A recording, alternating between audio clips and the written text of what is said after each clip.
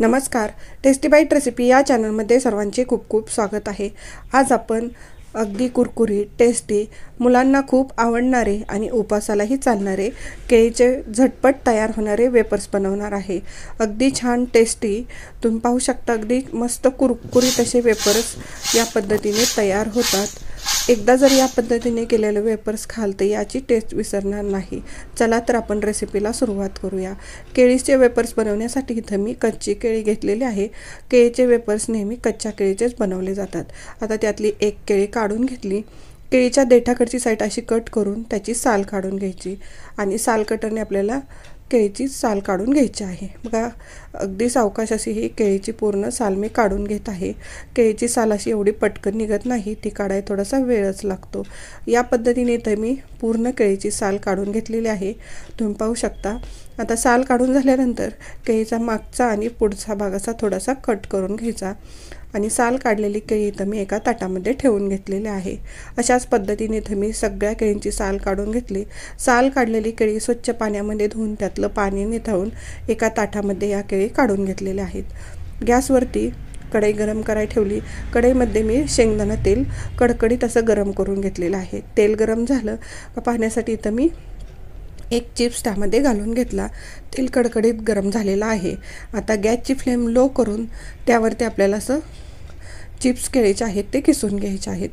गरम तेलावरती आपण केळीचे चिप्स आहेत ते किसून घेतल्यामुळे ते असे चिटकले जात नाहीत एकाला एक. यासाठी आपल्याला केळीचे वेपर्स बनवत असताना ते तेलामध्येच किसून घ्यायचे आहेत. या पद्धतीने तर मी 2 केळी तेलामध्ये किसून घेतलेल्या आहेत. तुम्ही तुमच्या कढई आणि तेलाच्या अंदाजानुसार केळी यामध्ये किसू शकता. आता माझी कढई थोडीशी लहान असल्यामुळे इथं माझे 2 केळीचे वेपर्स यामध्ये बसलेले आहेत. गॅसची फ्लेम मिडियम करून आता मस्त कुरकुरीत होईपर्यंत आपल्याला वेपर्स आहेत ते तळून घ्यायचे आहेत. तुम्ही पाहू शकता केळीला येणारे तेलाचे बुडबुडे कमी झालेले आहेत आणि त्याचा कलरही मस्त असा लालसर आलेला आहे.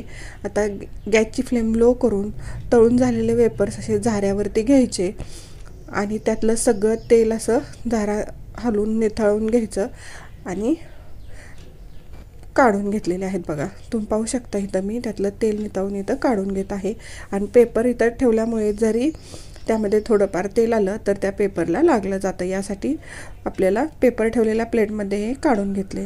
याच पद्धतीने राहिलेलं आपण सर्व केळींचे वेपर्स करून घेणार आहे. अशाच नवनवीन रेसिपी पाहण्यासाठी टेस्टी बाईट रेसिपी या चॅनलवर तुम्ही नवीन असाल तर सबस्क्राईब करा. सबस्क्राईब केलं असेल तर लाईक आणि शेअर करायला विसरू नका.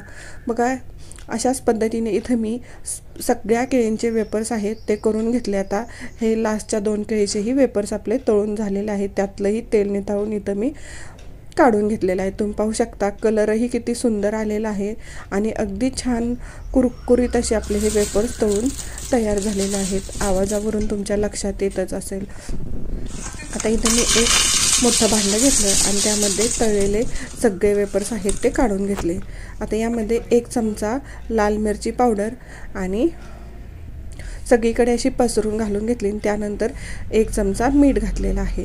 आता तुम्ही तुमच्या केळीच्या वेपरच्या अंदाजानुसार चवीनुसार तिखट आणि मीठ घालून या पद्धतीने असं व्यवस्थित मिक्स करून घ्यायचं आहे. असं मिक्स केल्यामुळे सगळ्या चिप्सला आहे ते अगदी मस्त असं सगळीकडे तिखट मीठ लागलं जातं. तुम्ही पाहू शकता सगळीकडे मस्त तिखट मीठ लागलेलं आहे. अगदी छान कुरकुरीत टेस्टी, मुलांना खूप आवडतील आणि आपण हे शेंगदाणा तेलामध्ये तळलेले असल्यामुळे उपासालाही चालणारे आपले केळीचे वेपर्स कुरकुरीत असे इथं तयार झालेले आहेत.